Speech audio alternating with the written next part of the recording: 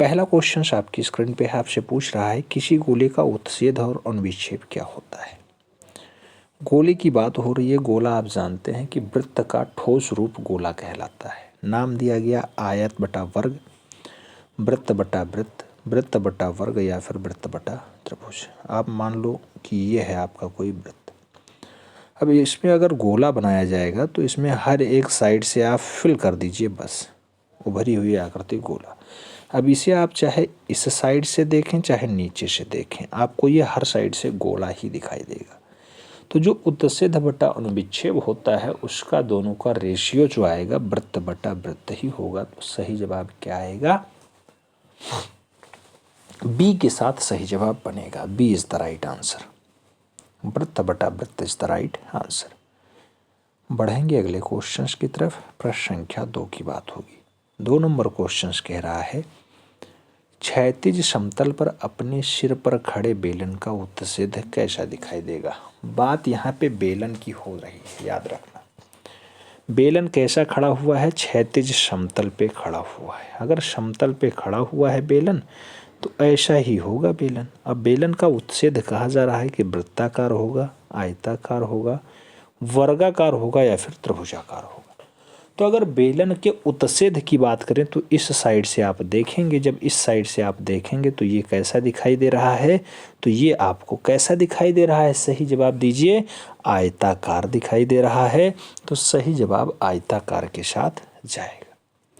C is the right answer बनेगा। आयताकार is the right answer. तो सही जवाब बन रहा है डी के साथ। प्रश्न बहुत महत्वपूर्ण है, क्वेश्चंस खूब डीप में पूछा जाएगा तो इसे आपको याद रखना होगा। कल संडे है, परसों मंडे है। मंडे को आपको कुछ नया देखने को मिलेगा, ठीक है। क्लासेस में भी कुछ बदलाव होगा, कुछ नया देखने को मिलेगा, नए तौर तरीके से देखने को मिलेगा। बहुत जल्द मार्केट में आपको नोट्स भी मिलने वाला है। प्रश्न संख्या 3 कह रहा है एक घन के कितने कोर होते हैं, यानी किनारे होते हैं। दिया गया 8 किनारा, 10 किनारा, 12 किनारा, 16 किनारा। अगर घन की बात करें तो एक घन में कितने कोर होते हैं, कोर की बात हो रही है। कोर टोटल घन अगर है, ये है आपका घन, और इस घन में अगर आप कोर गिनेंगे तो कोर मूल रूप से 12 आएंगे। याद रखना 12 कोर आएंगे। कैसे आएंगे, 4 इस साइड पे आएंगे। इसको हमने कई बार काउंट करवाया, 1 2 3 4, 4 तो ये हो गए, 4 ऊपर वाले, 1 2 3 4, 4 4 8 हो गया। 8 के बाद आपको कुछ दिखाई दे रहा है, 8 के बाद 1 9, 1 10, 1 11 और 1 12। तो ये है 12 कोर होते हैं, 12 किनारे होते हैं। तो सही जवाब 12 के साथ जाएगा। B is the right answer बनेगा। घन है, घन यही आकृति होती है ना, जिसकी भुजाएं बराबर हों और मूल रूप से ठोस रूप में दिखाई दे रहा हो, वो है घन आपका। तो घन के कितने कोर हैं, 12 कोर हैं। बी के साथ सही जवाब लगाइए। बढ़िए अगले क्वेश्चंस की तरफ। अगला क्वेश्चंस आपकी स्क्रीन पे। प्रश्न संख्या 4 की बात होगी।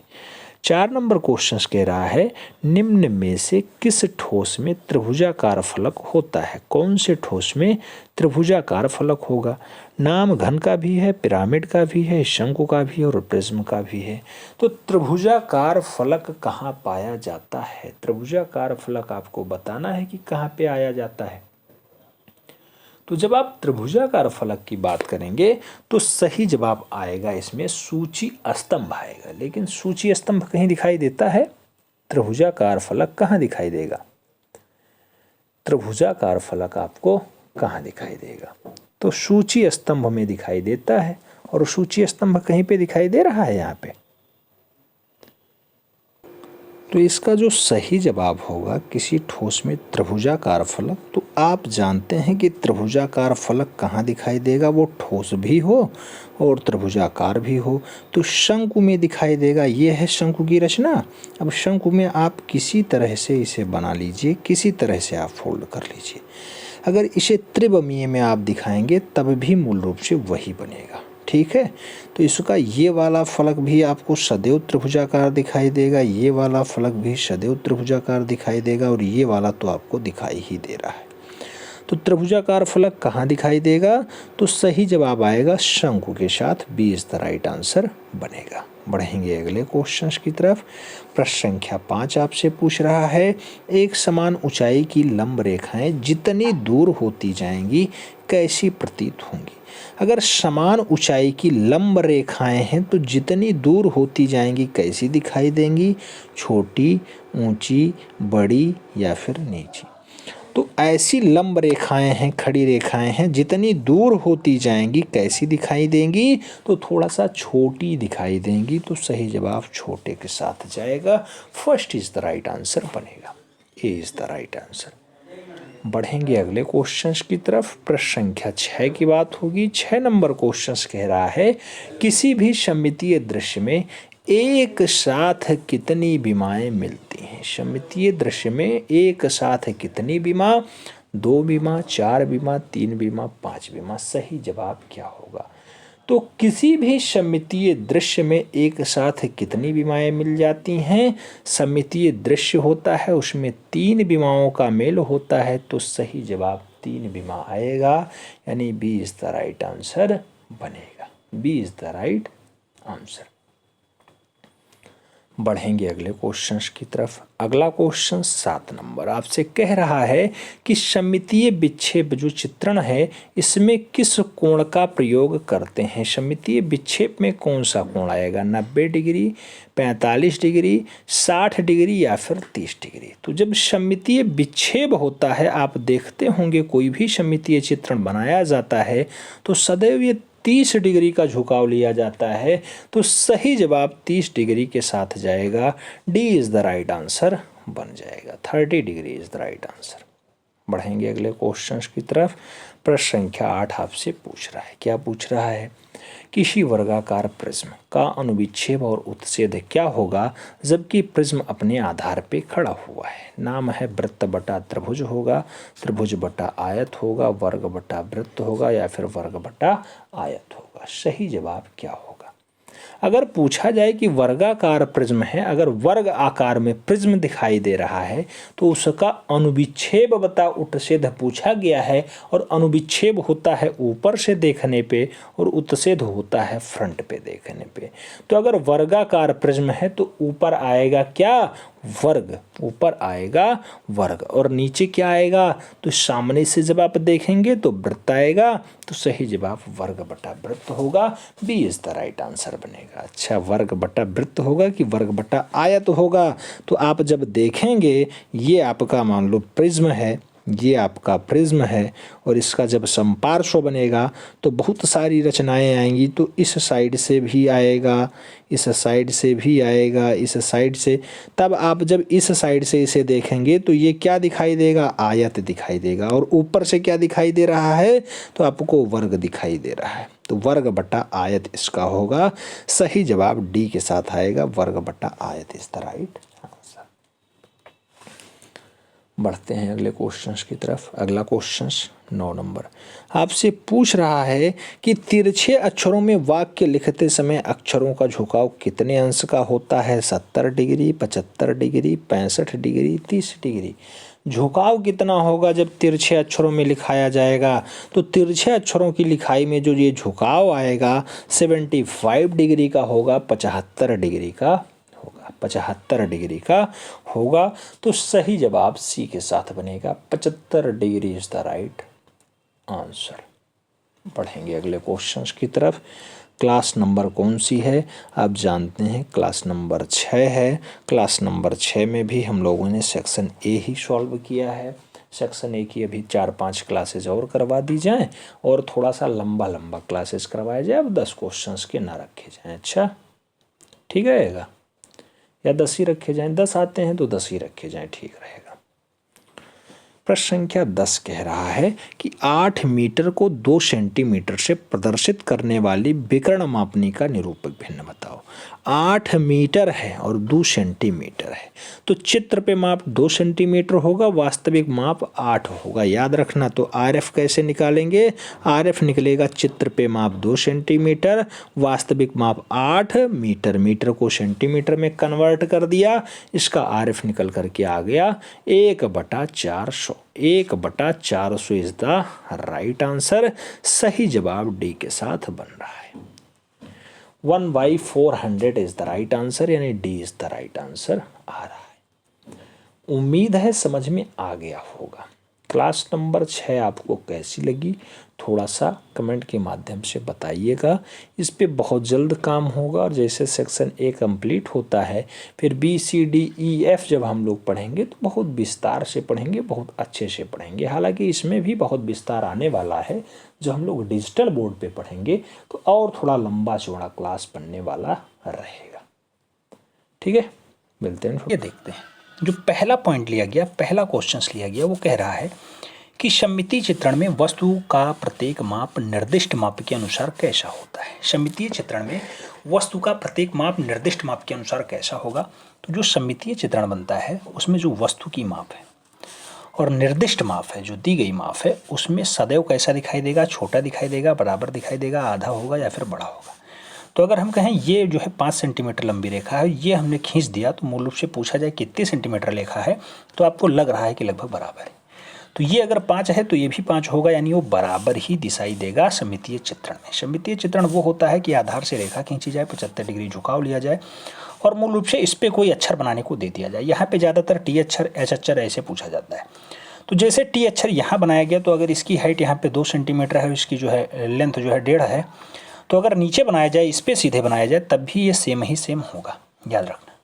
तो वही वस्तु है, जैसा ये वस्तु है, वस्तु का जो है निर्दिष्ट मान अगर बात करें तो जैसा ये है ऐसा सेम है, इसलिए बराबर होगा। सही जवाब सी के साथ लगाइएगा, बराबर होगा। बढ़ते हैं अगले क्वेश्चन की तरफ। प्रश्न संख्या 2 की बात होगी। 2 नंबर क्वेश्चन कह रहा है धरती रेखा पर धरती तल के अतिरिक्त और कौन सा तल मिलता है। तो धरती रेखा पे धरती तल के अतिरिक्त और कौन सा तल मिल जाएगा। लोप तल मिलेगा, मुख्य तल मिलेगा, धरातल मिलेगा या फिर चित्रतल मिलेगा। तो आप जानते हैं जो धरती रेखा होती है उस पे मूल रूप से धरती तल तो है ही, उसके अनुसार मूल रूप से चित्रतल भी पाया जाएगा, जिसपे चित्र बनाया जाता है। तो सही जवाब चित्रतल के साथ लगाइएगा, चित्रतल इज द राइट आंसर। धरती पे आप खड़े हुए हैं तो जहां आप चित्र बनाएंगे वो चित्रतल हो जाएगा। धरती पे तो आप खड़े हैं तो धरती तल पे धरती तल तो होता ही है, उसके अतिरिक्त और जो है चित्रतल भी होता है। तो सही जवाब डी के साथ बन रहा है, D is the right answer लगाइए। प्रश्न संख्या 3 की बात होगी। बहुत महत्वपूर्ण क्वेश्चन आपकी स्क्रीन पे आ चुका है। पूछ रहा है मकान बनवाने में प्रयुक्त एक साधारण ईंट का सम्मुख दृश्य कैसा होता है। अगर मकान बनवाने वाला जो ईंट होता है, आप जानते हैं उसे मूल रूप से कई जगह ईंटा कहा जाता है, कई जगह ईंट कहा जाता है, कई जगह जो है ब्रिक्स। बहुत सारे लोग इंग्लिश मीडियम में हैं तो उन्हें जो है जैसा बोलना है कुल मिला के बोलिए, है वो ईंट ही आपका घर बनाता है। तो ईंट का सम्मुख दृश्य फ्रंट से अगर देखा जाए तो वो कैसा दिखाई देगा।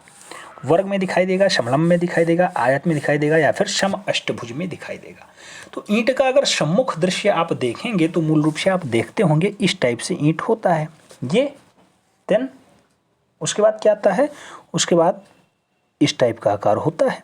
ये आपस में मिला दो, आपस में ये रेखाएं मेंटेन हुई। अब इसे आप चाहे इस साइड से देखिएगा, इस साइड से, चाहे आप इस साइड से देखिएगा, चाहे आप इसे किस साइड से देखिएगा, इस साइड से देखिएगा। हर एक साइड से आपको कैसा दिखाई दे रहा है, तो वर्ग तो नहीं दिखाई दे रहा है, ये आयत ही दिखाई दे रहा है। तो सदैव आयताकार होता है। सही जवाब आयत के साथ जाएगा, आयताकार बनाइएगा। कभी वर्गाकार ईंट नहीं दिखाई देती है, तो घर बनाने में जो ईंट प्रयोग होती है वो मूल रूप से आयताकार होती है। तो सही जवाब बी के साथ बनेगा, B is the right answer. बढ़ेंगे अगले क्वेश्चन की तरफ। प्रश्न संख्या 4 की बात होगी। 4 नंबर क्वेश्चन कह रहा है जो समांतर रेखाएं दर्शक से बराबर दूरी पर होती हैं वे चित्र में कैसी बनाई जाती हैं। समांतर रेखाएं हैं, दर्शक से बराबर दूरी पे हैं, उन्हें कैसी बनाई जाती हैं। मिलती हुई बनाई जाती हैं, असमांतर बनाई जाती हैं, समांतर बनाई जाती हैं या फिर दूर होती हुई बनाई जाती हैं। सही जवाब क्या होगा। तो समांतर रेखाएं जो दर्शक से बराबर दूरी पे होती हैं उन्हें बनाने का काम कैसा होगा। अगर बराबर दूरी पे हैं तो मूल रूप से एक दूसरे के पैरेलल ही बनाना होगा, यानी समांतर ही बनाना होगा। तो सही जवाब समांतर के साथ जाएगा, पैरेलल के साथ जाएगा, B is the right answer बनेगा। ये सेक्शन ए में काम आता है, याद रखना। ये केवल और केवल खंड आ में काम आता है। कभी कभी जो है सेक्शन बी में भी और कहीं कहीं सेक्शन डी में भी काम आ जाता है, क्योंकि उन्हीं के अनुरूप ही क्वेश्चंस यहाँ पे बनते हैं। आपका सिलेबस कम हुआ है, 30% लिखा हुआ है, सिलेबस घटाया गया, ये किया गया, लेकिन उसमें कोई मतलब नहीं। आपको जो डाटा यहाँ से पढ़ाया जाए उसे ध्यान रखिएगा, हूबहू क्वेश्चंस आपको देखने को मिलेंगे। बस मेहनत करते रहिएगा, नोट डाउन कर लीजिएगा। बहुत लंबी चौड़ी क्लास नहीं हो रही। जिस दिन मैराथन या महामैराथन क्लास होगी या मॉडल पेपर सॉल्व होगा उस दिन 1-1.5 घंटे की क्लास होगी, तो वो आपको मूल रूप से 2.5-3 घंटे मेहनत करनी होगी। बाकी हर दिन हमें उम्मीद है 15, 20, 25 मिनट की आपको क्लास मिलेगी और उस 20-25 मिनट में आपका जो है बहुत कुछ डाटा कंप्लीट हो जाया करेगा। 5वां क्वेश्चन कह रहा है किस ठोस का आधार वृत्ताकार होता है? कौन सा ठोस ऐसा है जिसका आधार जो है, आधार जो नीचे वाला पेंदी, वो वृत्ताकार होता है? दिया गया सूची स्तंभ का, शंकु का, घन का या फिर समपार्श्व का। अगर आप चारों ऑप्शंस देख चुके हैं तो आपको पता होगा कि जो शंकु होता है ये होता है रचना, तो इसका आधार ये होगा इसका, ना कि ये होगा। तो आधार उसका ये है और ये मूल रूप से वृत्ताकार ही होता है सदैव। शंकु का आधार कैसा होता है? वृत्ताकार ही होता है। इसीलिए शंकु का जो आयतन होता है 1/3 पाई आर स्क्वायर एच होता है। तो पाई आर स्क्वायर यही है, पाई आर स्क्वायर।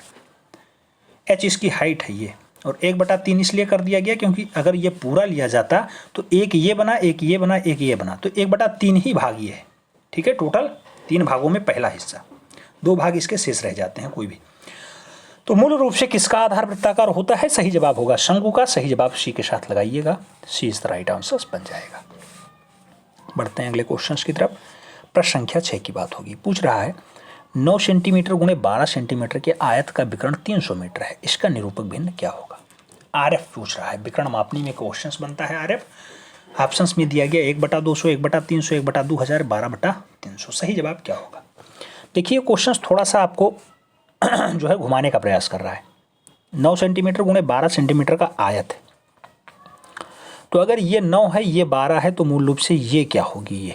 ये आपको बतानी है कितनी है। तो ये 9, 12 तो ये 15। ट्रिपलेट से आप निकाल लीजिए मूल रूप से, चाहे आप लगा लीजिएगा कर्ण का स्क्वायर बराबर लंब का स्क्वायर प्लस आधार का स्क्वायर। ठीक है, तो उससे भी निकल आएगा। तो निरूपक भिन्न आपको बताना है। निरूपक भिन्न होता क्या है? आरएफ इक्वल टू होता है चित्र पे माप बटा वास्तविक माप। चित्र पे माप छोटा वाला होता है, वास्तविक माप बड़ा वाला होता है। अब ये चित्र पे माप सेंटीमीटर में है तो सेंटीमीटर निकला, 15 सेंटीमीटर की बात हुई, 15 सेंटीमीटर की बात हुई है। और नीचे गया 300 मीटर, 300 और मीटर को सेंटीमीटर में कन्वर्ट कर लीजिए तो इस टाइप से आया। तो ये 15/300 गुणे 100, तो 15 दूना 30, 1/2000 इसका सही जवाब होगा। कहीं ऑप्शंस में 1/2000 दिखाई दे रहा है, वही इसका आरएफ होगा। आरएफ का आप जानते हैं कोई इकाई मान नहीं होता है, तो सही जवाब जो निकल करके आएगा आरएफ का निरूपक भिन्न इसका 1/2000 होगा। 20 द राइट आंसर होगा। अगर बहुत जटिल क्वेश्चंस बनाएगा तब इस टाइप का क्वेश्चंस देगा, नहीं सीधे सीधे कहेगा 15 सेंटीमीटर जो है डाटा को हम लोग 300 मीटर में या 500 मीटर में कन्वर्ट करते हैं, तो इसका निरूपक भिन्न बता दो। चित्र पे माप 15 सेंटीमीटर दर्शा रहे हैं, वास्तविक माप इसकी जो है 3000 मीटर या 300 मीटर या 1 किलोमीटर, जो आपको बताया जाए वो करिएगा।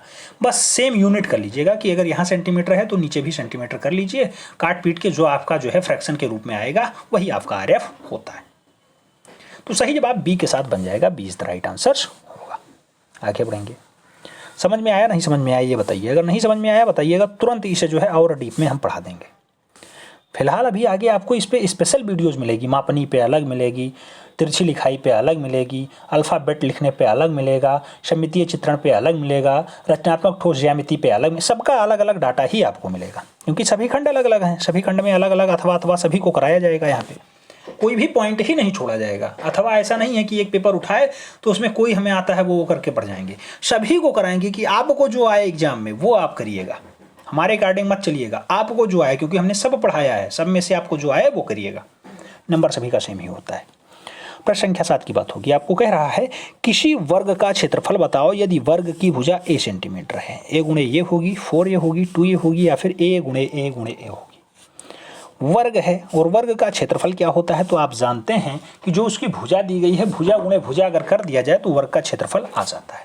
तो भुजा गुणे भुजा ही बनेगा वर्ग का क्षेत्रफल। तो सही जवाब क्या होगा वर्ग के लिए? आप सही जवाब क्या लगा रहे हैं?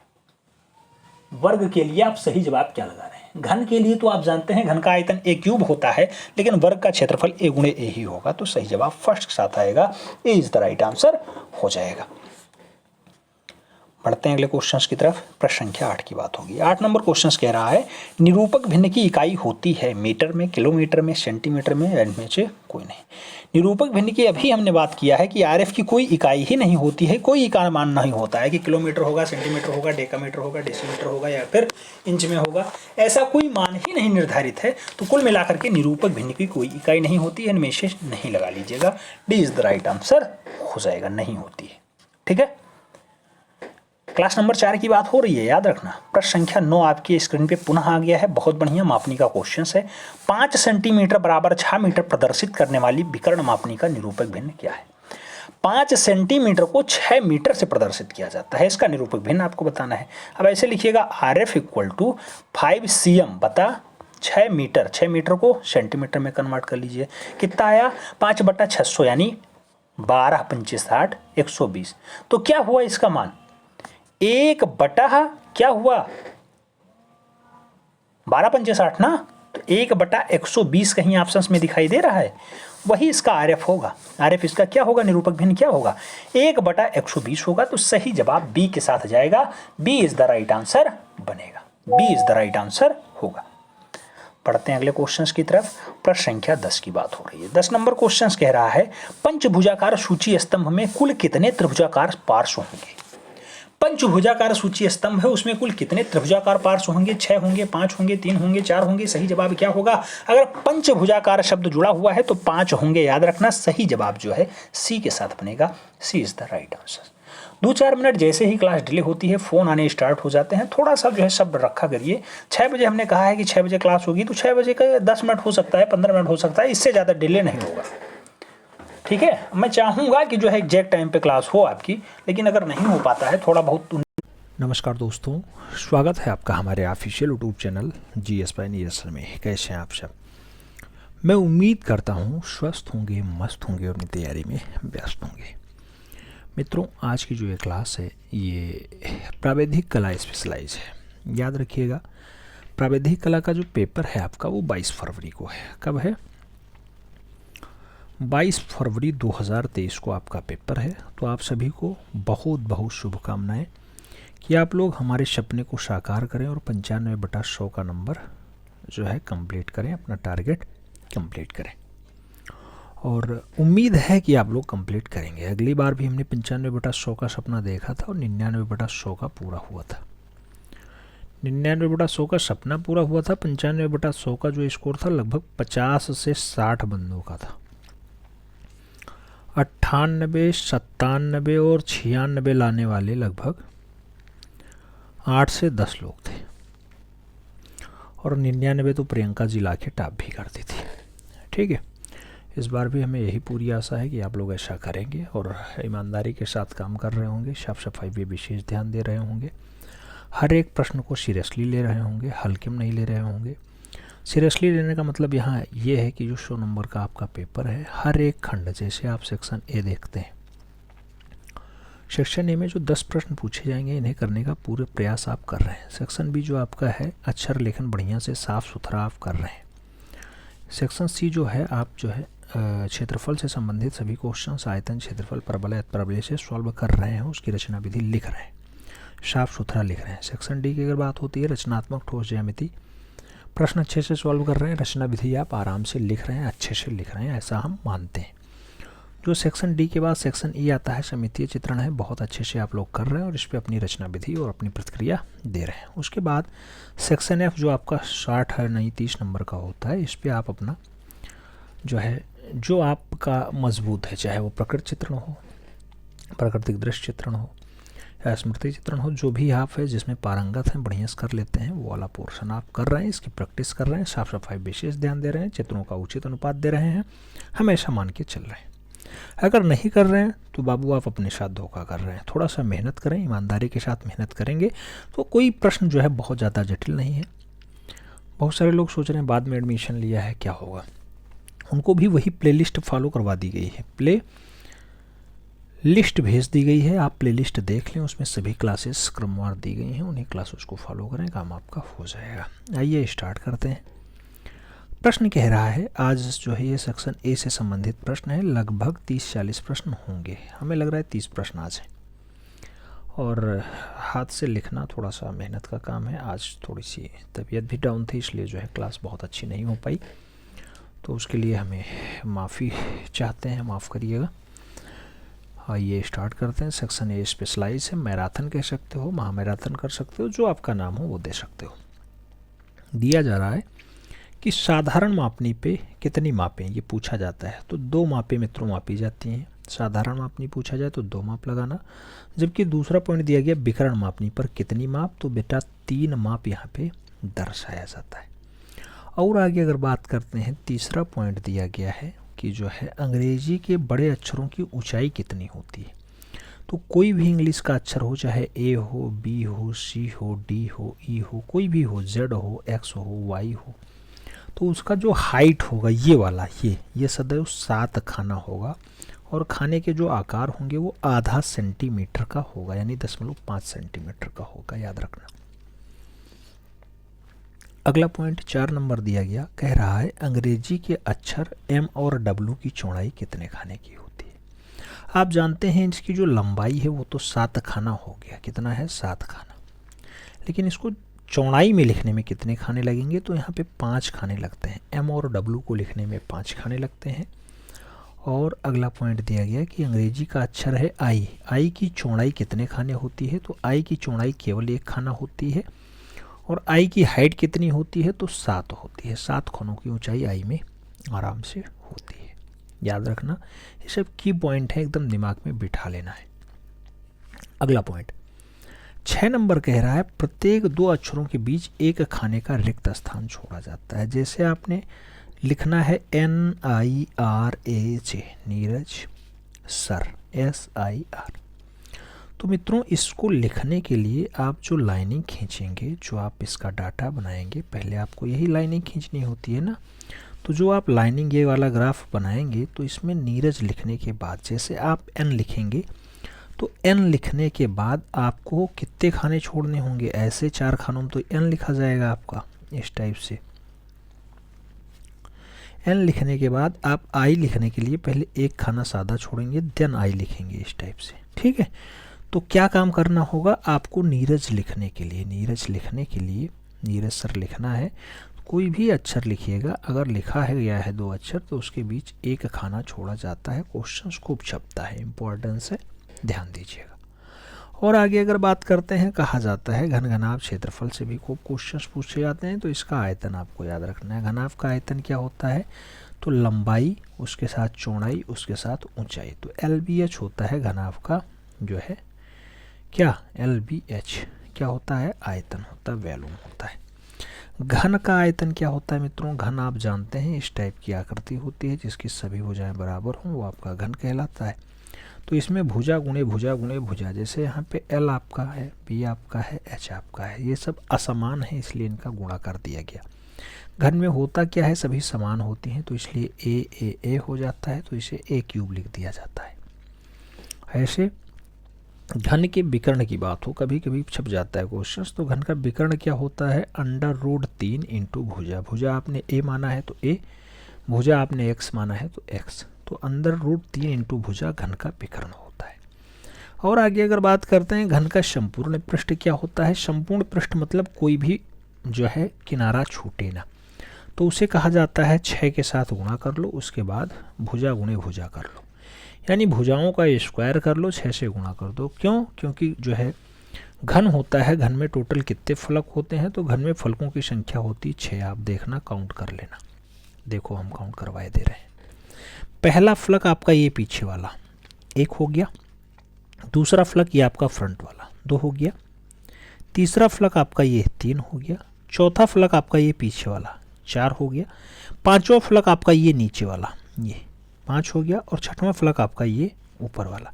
6 फलक होते हैं, इसलिए 6 फलकों के साथ भुजा गुणे भुजा कर लेना है, क्योंकि घन है। घन का आप जानते हैं इसकी वैल्यू A होगी, इसकी वैल्यू A होगी, तो इसीलिए A² होता है, A² होता है, ठीक। तो इस टाइप से 6 गुणे भुजा स्क्वायर कर लेना, तो घन का संपूर्ण पृष्ठीय क्षेत्रफल आ जाएगा। और आगे बात करते हैं, बेलन की बात आ जाएगी। बेलन का आयतन क्या होता है मित्रों, आधार का क्षेत्रफल गुणे ऊंचाई होता है। बेलन का जो आधार होता है आप सब जानते हैं ये क्या है, बेलन का जो आधार होता है वो मूल रूप से आपका वृत्त होता है, और वृत्त का आधार मतलब पाई आर स्क्वायर, और उसका जो क्षेत्रफल आप ऊंचाई के साथ गुणा कर लो तो बेलन का आयतन आ जाता है। तो बेलन का आयतन क्या होगा, आधार का क्षेत्रफल गुणे ऊंचाई, आधार का क्षेत्रफल है पाई आर स्क्वायर, ऊंचाई है H, pi R square H, बेलन का आयतन आ गया। और आगे बात करते हैं, तो कह रहा है बेलन का वक्र पृष्ठ की आधार जो है वक्र पृष्ठ क्या होता है, तो आधार की परिधि हो उसके साथ ऊंचाई हो। बेलन का वक्र पृष्ठ जो होगा वो आधार की परिधि पूछा जा रहा है। परिधि होता है किसी की जो है चारों साइडों वाला बेल्ट ये, और ये क्या होता है आप जानते हैं, इस साइड में पाई आर होता है, पाई और आर, इसके साथ 2 लगा दो क्योंकि एक इधर है एक इधर, तो 2 पाई आर हो गया। 2 पाई आर के साथ एच से गुणा कर लो, वक्र पृष्ठ आ जाएगा बेलन का। वक्र पृष्ठ मतलब है चारों साइडों से ऐसे कवर चढ़ा देना, ठीक है।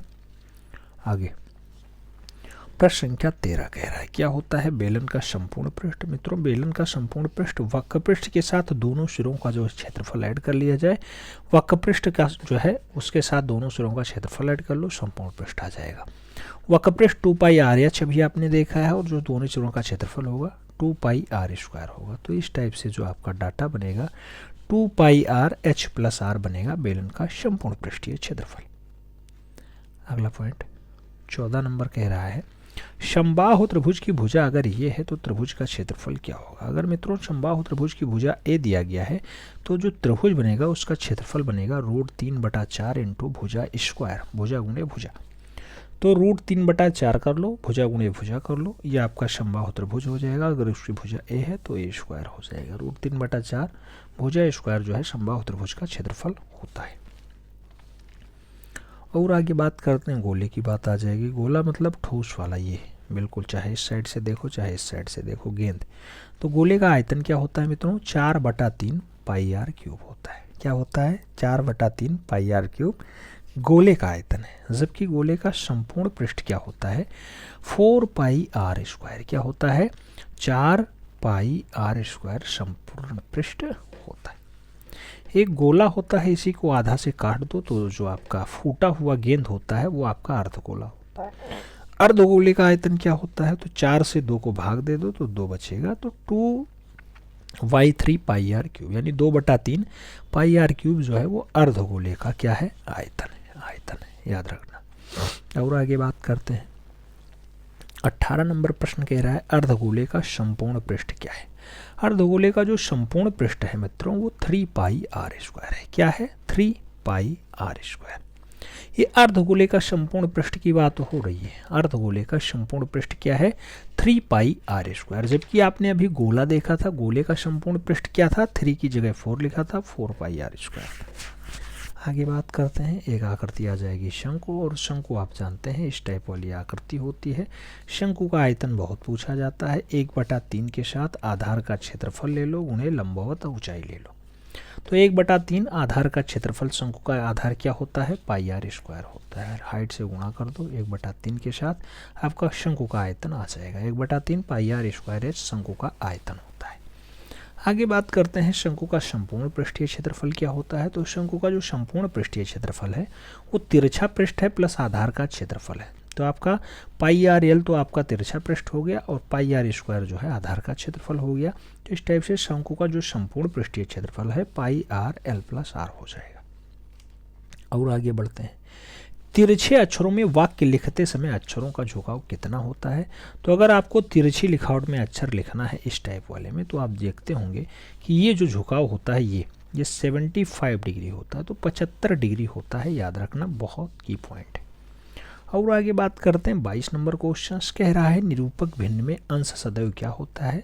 तो कोई भी आरएफ आप निकाल रहे हैं, रिप्रेजेंटेटिव फ्रैक्शन निकाल रहे हैं, तो उसका जो अंश होगा सदैव 1 होता है। अंश को 1 बनाना होता है, हर सदैव अंश से बड़ा होता है। अगला पॉइंट वही कह रहा है, निरूपक भिन्न में जो हर है सदैव अंश से बड़ा होता है, क्योंकि अंश सदैव 1 होता है। हर की वैल्यू कुछ भी हो सकती है, 1000, 2000, 5000, 10,000, 2, 4, 5, 6, 8, 10 कुछ भी हो सकता है, ठीक है। अगला पॉइंट कह रहा है निरूपक भिन्न। तो मित्रों जो आरएफ होता है उसका कोई भी इकाई मान नहीं होता, यानी आप आरएफ निकाले तो उसके पीछे ना सेंटीमीटर लगेगा, ना मीटर लगेगा, ना किलोमीटर लगेगा, ना हेक्टोमीटर लगेगा, ना डेकामीटर लगेगा, कुछ भी नहीं लगेगा, कुल मिला के कोई इकाई मान नहीं होता है। आगे बात करते हैं 25 नंबर क्वेश्चन दिया गया है, आपसे पूछा जा रहा है विकर्ण मापनी द्वारा कितनी माप मापी जाती है। मित्रों जो विकर्ण मापनी होती है उस पर 3 माप यानी 3 यूनिट जो है यूनिट को दर्शाया जाता है। ये यूनिटें भी पूछी जाती हैं, तो 1 किलोमीटर ले लो, दूसरा हेक्टोमीटर ले लो, तीसरा जो है डेकामीटर ले लो।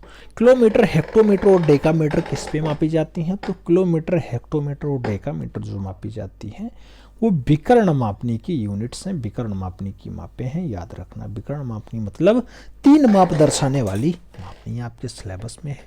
कई जगह ये विकर्ण मापनी की जगह कर्णवत पैमाना दिया जाता है। कर्णवत पैमाना ये आपका विशुद्ध हिंदी लिखा है, और कर्णवत पैमाना पे कितनी माप, तो वहाँ भी आप 3 ही माप लिखना मित्रों, जो है परेशान मत होना कि ये कुछ बहुत जटिल पूछ लिया गया। अगला पॉइंट आपसे कह रहा है प्रश्न संख्या 26, कह रहा है 10 मिमी को 1 सेंटीमीटर से प्रदर्शित करना, तो इसका आरएफ क्या होगा। मित्रों जो आरएफ होता है, आरएफ रिप्रेजेंटेटिव फ्रैक्शन, ये कहलाता है चित्र पे माप बटा वास्तविक माप का अनुपात। चित्र पे माप 1 सेंटीमीटर है और जो वास्तविक माप है 10 मीटर है। मीटर को सेंटीमीटर में कन्वर्ट करने के लिए 1 मीटर में 100 सेंटीमीटर होता है, गुणा कर देना भैया, 1 बटा कितना हो जाएगा, 1 बटा 1000 हो जाएगा। यही आपका आरएफ आ जाएगा इसका, ठीक। और आगे बात करते हैं, कहा गया समपरिमाण मापनी। समपरिमाण मापनी मतलब सभी परिमाण समान हो, ऐसा बनाने वाली प्रयुक्त तीनों रेखाओं का कोण कैसा होगा। अगर समपरिमाण मापनी आपको बनाना है, समपरिमाण मापनी बनाना है तो इस टाइप की आपकी मापनी बनेगी, और इस मापनी में एक कोण आपका 90 डिग्री हो जाएगा, दूसरा कोण आपका 60 डिग्री हो जाएगा, और तीसरा कोण जो है आपका वो 30 डिग्री हो जाएगा। इस टाइप से आप समपरिमाण मापनी बना सकते हैं 30 60 90 के एंगल पे, 30 60 90 के रेशियो पे। आगे बात करते हैं प्रश्न संख्या 28 की बात हो रही है, आपसे पूछ रहा है 5 सेंटीमीटर 3 मीटर को प्रदर्शित करने वाली विकर्ण मापनी का निरूपक भिन्न बताओ। 5 सेंटीमीटर है, 3 मीटर है, आपको आरएफ कैसे निकालेंगे, आरएफ इक्वल टू होगा चित्र पे माप बटा वास्तविक माप। चित्र पे माप सदैव छोटा होता है, सेंटीमीटर वाला होगा 5 सेंटीमीटर, वास्तविक माप कितना है 3 मीटर है। मीटर को सेंटीमीटर में कन्वर्ट करने के लिए 100 से गुणा करना होगा, 3 बटा 100 हो जाएगा, काट देना, 20 पंचे 100 और 20 तियां 60, तो इसका जो आरएफ निकल के आएगा 1 बटा 60 आएगा। यही आपका आंसर बनेगा, देखिए लिखा हुआ है, इसका निरूपक भिन्न 1 बटा 60 होता है। और आगे बात करते हैं 29 नंबर क्वेश्चन आपसे कुछ पूछ रहा है। 29 नंबर कह रहा है स्पर्श रेखाएं दीर्घवृत्त में किसको स्पर्श करती हैं, तो वक्र को स्पर्श करती हैं। ये आपका दीर्घवृत्त होता है मित्रों, और स्पर्श रेखा आप कहीं से भी खींचो, जैसे आप देखोगे इधर से खींचना चाहते हो तब भी ये वक्र ही कहलाता है, इधर से भी खींचना चाहो तब भी ये वक्र ही होगा, इधर से भी खींचोगे तब भी वक्र ही होगा। तो यानी क्या होता है, दीर्घवृत्त में जो स्पर्श रेखा होती है, स्पर्शी रेखा सदैव वक्र को जो है टारगेट करती है, वक्र को ही काट के आगे बढ़ती है। और आगे बात करते हैं 30 नंबर पॉइंट दिया गया कि दीर्घवृत्त में 2 नाभियां होती हैं। हाँ सच्चाई है, आप ऐसा एक इलिप्स बनाइएगा, इलिप्स में चाहे आप ये दीर्घ अक्षखंड खींचे, चाहे ये लघु अक्षखंड खींचे। लघु माने होता है छोटा, छोटा वाला अक्षखंड, दीर्घ माने होता है बड़ा, तो बड़ा वाला अक्षखंड। कोई भी लघु अक्षखंड या दीर्घ अक्षखंड खींचेंगे तो उसमें सदैव 2 नाभियां नामन और नाटू होती हैं, या फिर N1 और N2 होती हैं, तो सदैव 2 नाभियां होती हैं, ये आपको याद रखना होगा। अगला पॉइंट दिया गया है 31 नंबर, कहा गया है घन के कितने फलक होते हैं मित्रों, तो जो घन के फलक होते हैं उनकी संख्या होती है 6। अभी हमने काउंट करवाया घन के कितने फलक, तो 6 फलक। कैसे, तो देखो एक फलक ये हो गया, दूसरा फलक ये हो गया, बना दिया, तीसरा फलक इस टाइप से ये अभी ऊपर वाला बना, 3 हो गया, चौथा फलक ये वाला बन गया, चौथा फलक हो गया, 5वां फलक ये वाला बना दिया, और 6वां फलक ये नीचे वाला। नहीं काउंट कर पाए, फिर से देख लो, पहला फलक आपका ये वाला दिखाई दे रहा है, 1 हो गया, दूसरा फलक आपका ये वाला दिखाई दे रहा है, 2 हो गया, तीसरा फलक आपका ये वाला दिखाई दे रहा है, ये वाला, 3 हो गया, चौथा फलक आपको ये वाला दिखाई दे रहा है, ये वाला, 4 हो गया, 5वां फलक जो आपको दिखाई दे रहा है ये सबसे ऊपर वाला दिखाई दे रहा है, ये 5 हो गया, और 6वां फलक आपका सबसे नीचे वाला दिखाई दे रहा है, ये। तो कितने फलक होते हैं, 6 होते हैं। अगर 6 पन्नों को आपस में आप इस टाइप से एडजस्ट कर लो तो आपका क्या होगा, घन होगा, ठीक। कोर की अगर बात करें यहाँ पे, अगर कोर शब्द दे दे, कोर मतलब होता है किनारा, तो कितने किनारे होते हैं भैया? कोरों की संख्या 12 आएगी। कैसे आएगी देख लो, 1 2 3 4, 4 इधर आया, 5 6 7 8, 8 हो गया, ये वाला 9, ये वाला 10, ये वाला 11, ये वाला 12, तो 12 कोर होते हैं। फलक कितने होते हैं? फलक 6 होते हैं, याद रखना। ठीक, चाहे घन पूछे चाहे घनाभ पूछे, दोनों में यही बात होती है। अंतिम प्रश्न जो आपका है ये 32 नंबर है। कह रहा है समपार्श्व का पार्श्व कैसा होता है? तो कोई भी समपार्श्व है उसका जो पार्श्व होगा, पास वाला होगा, वो सदैव आयताकार होता है। अगर त्रिभुजाकार समपार्श्व है तब त्रिभुजाकार आएगा, नहीं तो कोई भी समपार्श्व अगर पूछा जाए कि निम्नलिखित में से समपार्श्व का पार्श्व कैसा, तो आपको आयताकार यानी यही लगाना होगा, रेक्टेंगुलाकार। ठीक, उम्मीद करता हूँ ये क्लास आपको हेल्पफुल लगी होगी। आपका जो सेक्शन ए है इसको करने में सहायक साबित होगी। ये 10 नंबर में 10 नंबर आपको लाने के लिए हम प्रयास कर रहे हैं, लगातार प्रयास करते रहेंगे, अनवरत प्रयास करते रहेंगे। सपना हमारा है 95/100 का। हमें उम्मीद है आप लोग इस पे खरा उतरेंगे और अपने माँ बाप का सपना साकार करेंगे, हमारा भी सपना साकार करेंगे। मिलते हैं फिर में, तब तक के लिए दिल से सल्यूट। जय हिंद।